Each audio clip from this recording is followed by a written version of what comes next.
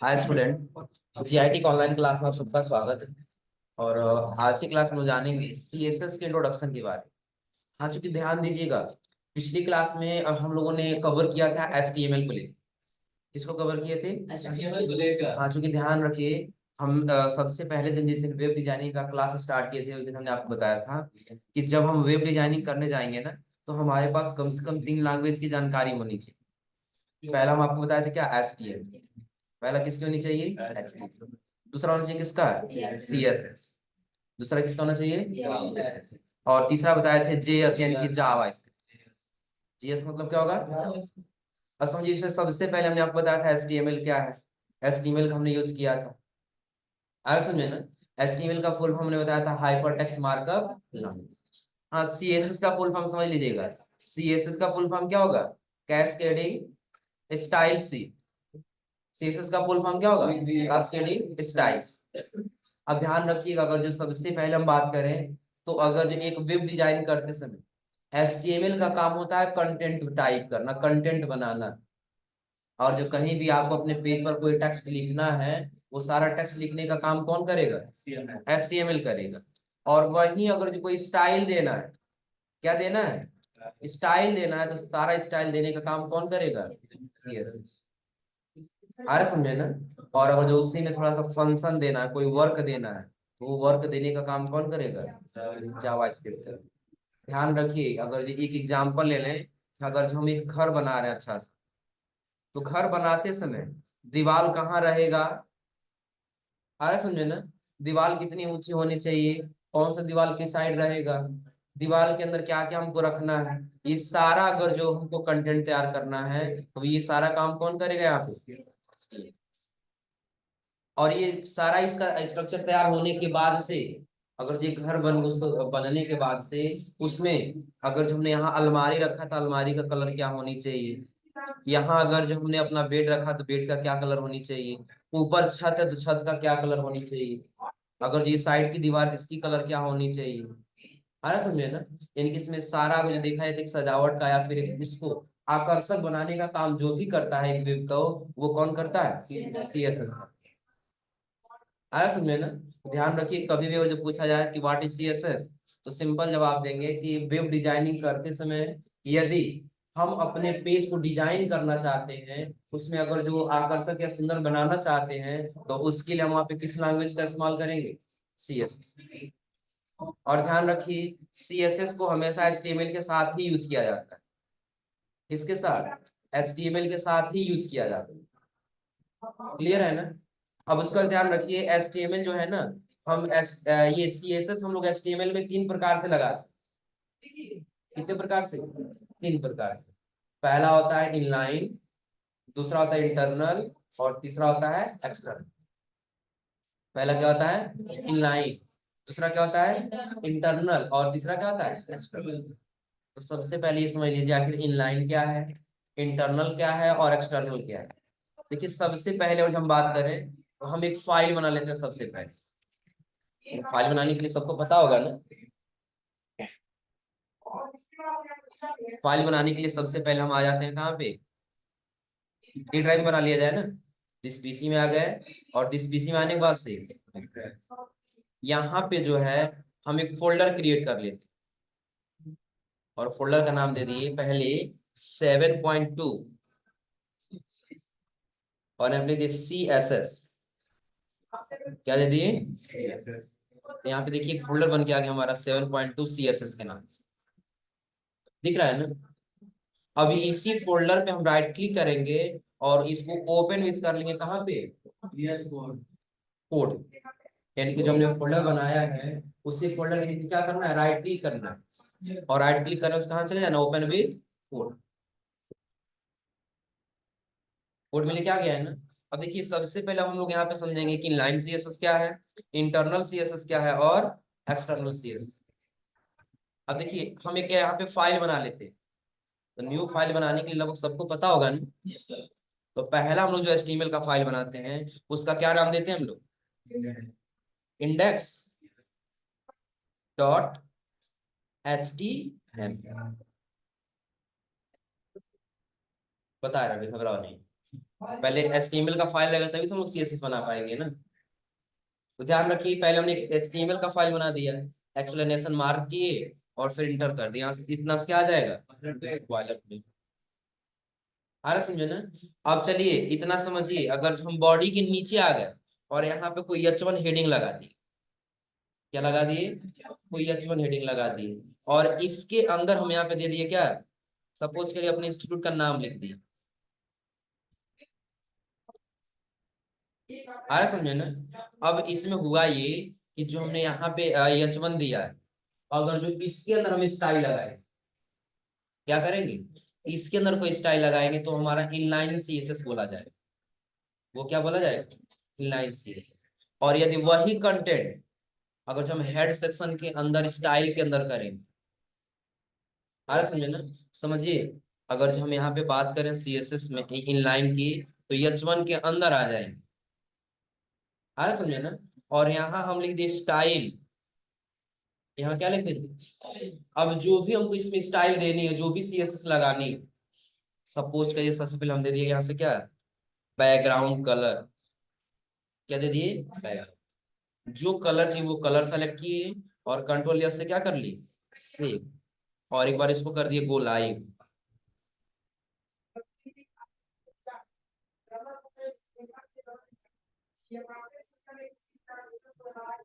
Background दिख रहा है इसका ना।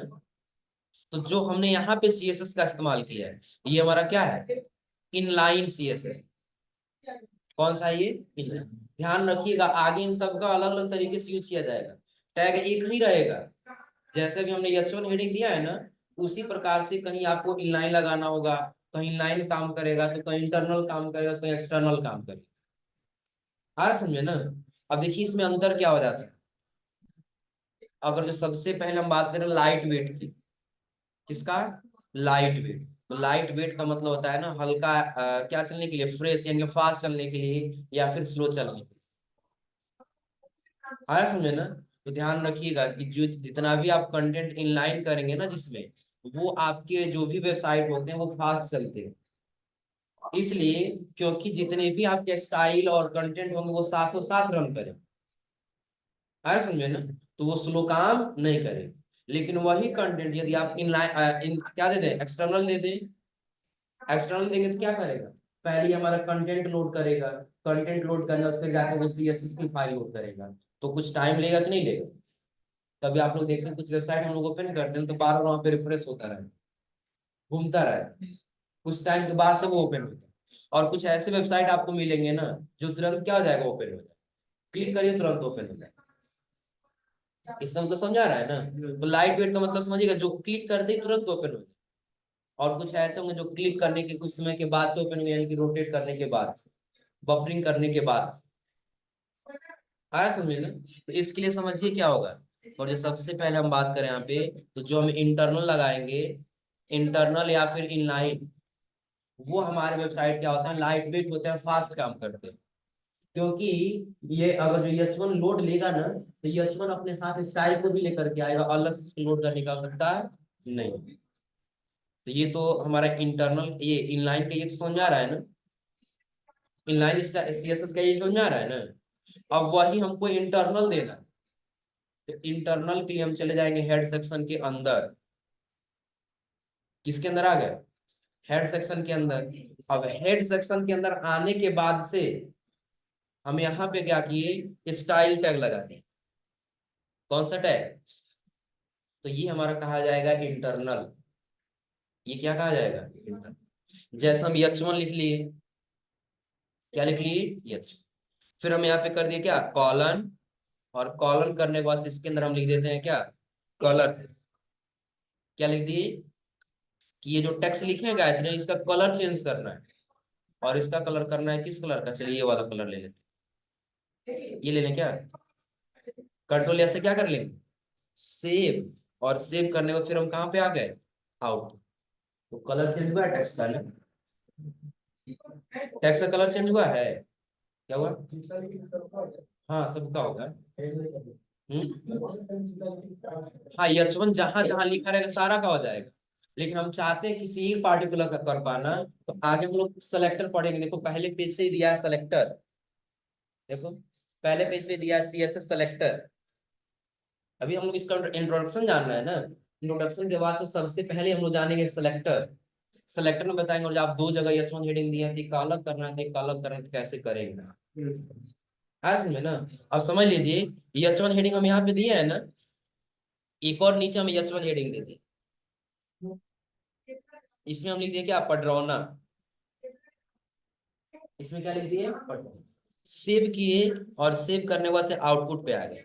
देखिए टेक्स्ट कलर हुआ है ना, बैकग्राउंड इसका कलर नहीं हुआ है, क्योंकि ये वाला जो है ना हम किस में लगाए हैं, इनलाइन CSS से लगाए। और जो भाई हम भी इंटरनल लगाए होते यहाँ पर बैकग्राउंड कलर, तो ये भी कलर हो जाता अपने आप। तो इसका अलग हो, इसके लिए हम लोग अगली क्लास में जानेंगे, जब क्लास सेलेक्टर सेलेक्टर ना, उस सेलेक्टर में बताएंगे सबको अलग अलग कैसे करना हो। लेकिन फिलहाल ये समझिए कि CSS कितने टाइप से यूज किए जा सकते हैं, तीन। जिस हमने आपको बताया कितना भी, कौन कौन सा, इनलाइन और इंटर। अब नंबर आता है एक्सटर्नल CSS का। किसका, एक्सटर्नल। तो इंटरनल का, इनलाइन का मतलब पता चल गया उसी लाइन के अंदर, इंटरनल का मतलब पता चल गया उसी फाइल के अंदर, और एक्सटर्नल का मतलब होगा एक अलग फाइल आपको बनाना। क्या करना होगा, एक अलग फाइल बनाना होगा। उसके लिए आप आ जाएंगे यहाँ पे। आया समझ में ना। तो एक चीज बिल्कुल ध्यान रखिएगा, जैसे HTML का पहला नाम क्या दिए थे, index.html दिए थे ना, वैसे ही CSS का पहला नाम दिया था style.css। क्या दिया जाएगा, style.css। याद रहेगा ना। कुछ भी नाम देके काम करेगा ऐसा नहीं है, लेकिन जैसा ने ये बताया था कि जब आप अपना एक पेज क्या करेंगे, होस्ट करेंगे, वेबसाइट पे लॉन्च करेंगे, तो उस समय जो इंडेक्स नाम से होगा वो आपका होम पेज मानेगा। उसी प्रकार से जब CSS का जो फाइल होगा, तो जो स्टाइल नाम से है वही आपका मेन फाइल मानेगा। आ रहा समझे ना। वैसे नाम तो हम कुछ भी दे सकते हैं, जैसे पिछली क्लास में जो हम लोग स्टूडेंट पढ़े थे, हम लोग बहुत सारा नाम दिए थे। कहीं इंडेक्स 1 दिए थे, कहीं फॉर्म दिए थे, कहीं फॉर्म 1 दिए थे। ऐसे अलग अलग जो भी नाम दे सकते हैं। इतना क्लियर है ना। अब चलिए, ये तो हो गया क्या हमारा, इनलाइन और इंटरनल। अब हम एक फाइल बनाते हैं, इसका नाम दे दी क्या, style.css। क्या दे दी, style. अब अगर जो आप यहाँ पे कोशिश करें कि बॉयलर प्लेट आ जाए, तो यहाँ आने वाला नहीं है, क्योंकि HTML नहीं है ये, बल्कि ये क्या है, CSS। आ रहा समझे ना। और जब वेबसाइट को आप रन कराने जाएंगे ना, तो वेबसाइट को रन कराने के लिए यदि आप चाहे हम CSS को गो लाइव कर दें, तो CSS कभी गो लाइव नहीं, क्योंकि पेज जो है आपकी वेबसाइट पे, आपके ब्राउजर पे दिखाने का काम HTML करेगा, ना कि CSS। इतना क्लियर है ना। ध्यान रखिए, CSS अब हम कितने टाइप से यूज कर रहे हैं। पहला तो हमने यूज कर लिया यहाँ पे कौन सा, इनलाइन। दूसरा हम यूज कर लिए कौन सा, इंटर। और तीसरा अब हम यूज करने जा रहे हैं कौन सा, एक्सटर्नल। अब समझिए, जो हम यहाँ से इंटरनल लगाए हैं ना, इसको हटा दें, इंटरनल को, और फिर किसको, इनलाइन, तो ये दोनों हटा। सेव किए, और सेव करने के बाद से आउटपुट पे आया। तो अब आपको कोई फॉर्मेटिंग नहीं दिख रहा है ना, कोई स्टाइल नहीं दिख रहा है ना, लेकिन हमको स्टाइल लगाना है। तो उसके लिए जब हम कोड पे आएंगे, CSS में आ जाएंगे। किसमें आ जाएंगे, यानी कि एक्सटर्नल CSS में। अब यहाँ पे हम लिखेंगे H1, यहाँ से करेंगे सेव, ये करली ब्रैकेट ओपन। हम पहले दे दिए क्या, कलर। उसका कलर क्या होना चाहिए, तो टेक्स्ट का कलर हम दे दिए यहाँ पे कौन सा, ब्लू दे दें। टेक्स्ट का कलर क्या दे दिए, सेव किए, लेकिन अभी काम नहीं करेगा। देखिए आउटपुट पे आ जाइए, क्या कोई काम कर रहा है, इसलिए क्योंकि आपका जो ये HTML का फाइल है, HTML का फाइल से CSS का फाइल लिंक नहीं, लिंक रहेगा तभी तो काम करेगा ना। तो उसके लिए जब हम जाएंगे कहाँ पे, HTML पे, कहाँ जाना होगा, और HTML पे जब जाएंगे, तो आपको हेड सेक्शन के अंदर ही आना होगा। किसके अंदर, हेड सेक्शन के अंदर। तो यहाँ पे आपको स्टाइल कुछ नहीं लगाना है, बस यहाँ पहले लिखना है लिंक। क्या लिखना है, अब देखिए यहाँ पे आ गया ना, किसको जोड़ेगा ये, स्टाइल शीट। तो रेफरेंस में उसका लिंक होना चाहिए ना, तो यहाँ पे हम लिख देंगे स्टाइल डॉट CSS। आ गया है ना? क्या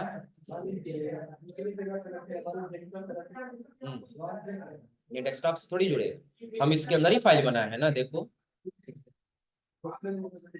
दूसरी जगह रखेंगे तो फिर वो कोई काम ही नहीं करेगा। हमको एक पास ही रखना है ना, जैसे फोटो अपलोड करने के लिए या वीडियो अपलोड करने के लिए इसी के अंदर हम लोग फोल्डर बना रहे थे ना, ना कि बाहर बना रहे थे। आ रहा समझे ना? वैसे ही यहाँ पे हम क्या करेंगे, सेम वही नाम रखेंगे यहाँ पे एच रेफरेंस के अंदर। और यदि आपको पता करना है कि आखिर ये लिंक, ये वाला जो स्टाइल शीट है, इस शीट से लिंक हुआ है कि नहीं हुआ है, आ रहा समझे ना, तो कंट्रोल के साथ इस पे एक बार क्लिक कर दीजिए स्टाइल शीट। इस शीट पे लेके आ गया है ना, यानी कि अभी हमारा HTML का फाइल से CSS का फाइल क्या हो चुका है, लिंक हो चुका है। इतना क्लियर है ना? पता करने के लिए क्या करना होगा, कंट्रोल के साथ HTML में हेड सेक्शन के अंदर दिए गए लिंक पे क्या कर लेना होगा, क्लिक कर लेना। लेके आ गया है ना? अब देखिए, अब आउटपुट में आइए, क्या कलर चेंज हुआ है, हुआ है ना? बैकग्राउंड कलर करना है तो यहीं से आप लिख दीजिए क्या, बैकग्राउंड। क्या लिख लेंगे, बैकग्राउंड।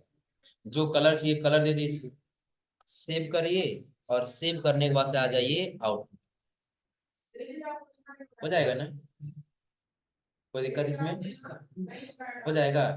हाँ, एक चीज ध्यान रखिएगा, अभी आज हमने आपको सिर्फ CSS का इंट्रोडक्शन बताया।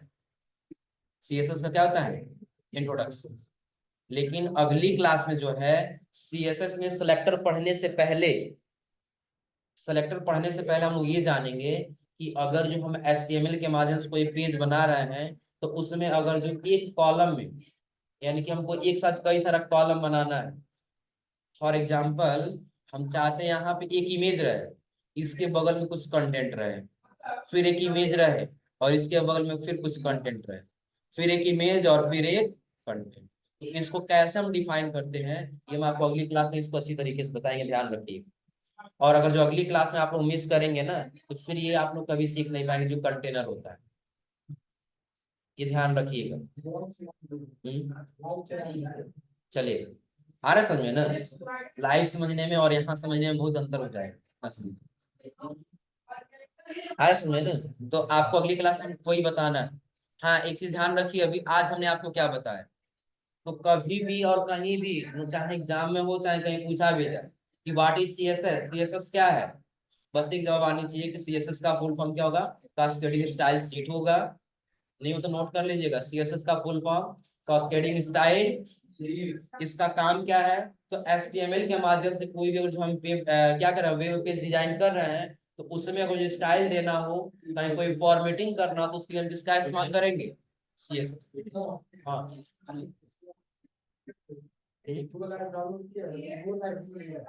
ऐसा तो नहीं होगा। इसलिए नहीं होने दे रहा है क्योंकि देखो, अगर जो अभी हम इसको मिनिमाइज करते हैं, क्लोज कर लेते हैं, समझ, क्लोज हो गया है ना? अभी हम इसको थोड़ा सा पोर्ट कर देना, वो भी क्लोज है, क्लोज कर दे इसको सबसे बेहतर। हम आ गए कहाँ पे, 7.2 CSS बनाया ना, इसको ओपन कर ले, कोई भी हो, HTML ही ले लो, ये वाला हम लोग का था ना। देखो फॉर्म 1 हम फॉर्म अपना ओपन कर रहे हैं, राइट क्लिक किए फॉर्म पे और कर लिए ओपन विथ कोड। फॉर्म हमारा ओपन हो गया है ना? अभी देखना, अभी हमारा फोल्डर यहाँ पे अभी देखो, तो फोल्डर ओपन का ऑप्शन दे रहा है ना, अगर हम यहाँ से गो लाइव करेंगे तो नहीं जाएगा। क्या दे रहा है, open a folder or work, क्योंकि हम सिर्फ क्या लाइव किए हैं, अपना फाइल लाइव किए हैं। मतलब समझ रहे हो कि जो हमारा फाइल है, 7.2 वाला था ना, जो ये फाइल है, सिर्फ फाइल हम कोड में लेके गए, फोल्डर को कोड में लेकर के नहीं गए। तो उसके लिए क्या करना होगा, हाँ, फोल्डर पर राइट क्लिक करना होगा। देखो, बैक आ जाएंगे, और यही फोल्डर 7.2 ना, इस पे जब राइट क्लिक करेंगे तो यहाँ से कर लेंगे ओपन विथ कोड, तो अब ये फोल्डर लेके चला गया पूरा 707।